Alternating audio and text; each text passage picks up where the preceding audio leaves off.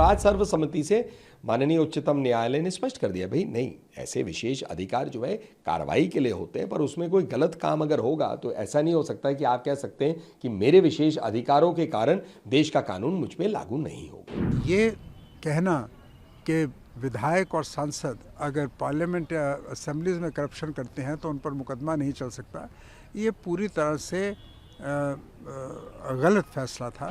हमारे यहाँ पे भारत का संविधान सर्वोच्च है, तो उस चीज को ध्यान में रखते हुए भारतीय डेमोक्रेसी में क्रिमिनल लायबिलिटी से इम्यूनिटी का कोई स्थान नहीं। माननीय उच्चतम न्यायालय का जो फैसला आया, सर्वसम्मति से जो फैसला आया, ये बड़ा एक गंभीर कानूनी प्रश्न था कि क्या कोई सांसद या राज्य में कोई एमएलए, उनके विशेष अधिकार जो हैं अनुच्छेद 105 या 194 के तहत, क्या उन विशेष अधिकारों के तहत क्या वो कोई गलत काम यदि करें तो कानून उन पर लागू होगा या नहीं। अब कांग्रेस की सरकारें थी, उन पर गंभीर आरोप लगे थे, नोट फॉर वोट के आरोप लगे थे। नरसिम्हा राव जी की सरकार थी, जेएमएम को लेके आरोप आए थे। बाद में मनमोहन जी की सरकार पे भी ऐसे आरोप आए थे। तो प्रश्न ये था कि जो घूस लेने की या देने की प्रक्रिया हुई या जो आरोप थे, क्या वो विशेष अधिकार कार्रवाई को रोक पाएंगे, जो देश के कानून की कार्रवाई है उसे रोक पाएंगे या नहीं। और आज सर्वसम्मति से माननीय उच्चतम न्यायालय ने स्पष्ट कर दिया, भाई नहीं, ऐसे विशेष अधिकार जो है कार्रवाई के लिए होते हैं, पर उसमें कोई गलत काम अगर होगा तो ऐसा नहीं हो सकता कि आप कह सकते हैं कि मेरे विशेष अधिकारों के कारण देश का कानून मुझ पे लागू नहीं होगा। मैं मानता हूं कि ये ऐतिहासिक फैसला है, सार्थक फैसला है, संविधान की मर्यादा और लोकतंत्र की मर्यादा को सशक्त करने वाला फैसला है। क्योंकि ये कहना कि विधायक और सांसद अगर पार्लियामेंट या असेंबलीज में करप्शन करते हैं तो उन पर मुकदमा नहीं चल सकता, ये पूरी तरह से गलत फैसला था। इस फैसले को आज दुरुस्त किया गया है।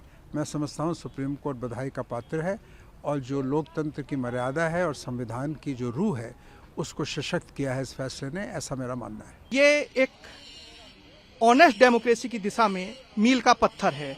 अब हमारे जो पार्लियामेंटेरियन हैं और स्टेट लेजिस्लेटिव असेंबली के जो मेंबर्स हैं, एमपी एमएलएज हैं, उनको क्रिमिनल लायबिलिटी से एग्जम्पशन नहीं होगा। अगर वो रिश्वत लेते हैं और उसके बदले में वोट करते हैं तो एक ऑफेंस माना जाएगा, एक अपराध माना जाएगा। अब वो रिश्वत नहीं ले सकते, तो ये एक स्वस्थ और ईमानदार डेमोक्रेसी की दिशा में मील का पत्थर है। यहाँ पे मैं एक चीज और आपको पॉइंट आउट कर देता हूं कि हमारे जो संविधान निर्माता थे, उन्होंने भारत के लिए parliamentary form of democracy United kingdom से ली, लेकिन उन्होंने पार्लियामेंट्री सुप्रीमेसी को नहीं लिया, उन्होंने कॉन्स्टिट्यूशनल सुप्रीमेसी को लिया। हमारे यहाँ पे भारत का संविधान सर्वोच्च है, तो उस चीज को ध्यान में रखते हुए भारतीय डेमोक्रेसी में क्रिमिनल लायबिलिटी से इम्यूनिटी का कोई स्थान नहीं है। अब हमारे जो पार्लियामेंटेरियन है और स्टेट लेजिस्लेटिव असेंबली के मेंबर्स हैं, वो कोई भी रिश्वत लेकर वोट नहीं डाल सकते। रिश्वत एक ऑफेंस है, एक अपराध है। ये वाला जो का इम्पैक्ट पड़ सकता है, इसका इम्पैक्ट इस चीज पे पड़ेगा, एक तो हमारी जो डेमोक्रेसी है, लोकतंत्र है, वो ईमानदार होगा। अगर जनता के मुद्दे एक तरह से जो राज्य की विधायिका हैं, जो स्टेट लेजिस्लेटिव असेंबलीज हैं और जो हमारी संसद है, ये एक लोकतंत्र का मंदिर है। तो यहाँ पे जो हमारे चुने हुए प्रतिनिधि जनता के मुद्दे उठाते हैं, वो ईमानदारी से जाके किसी भी चीज के लिए वोट करेंगे। वो ये नहीं है कि बाहर जाके उन्होंने कोई रिश्वत ले ली और फिर जाके वोट कर दिया।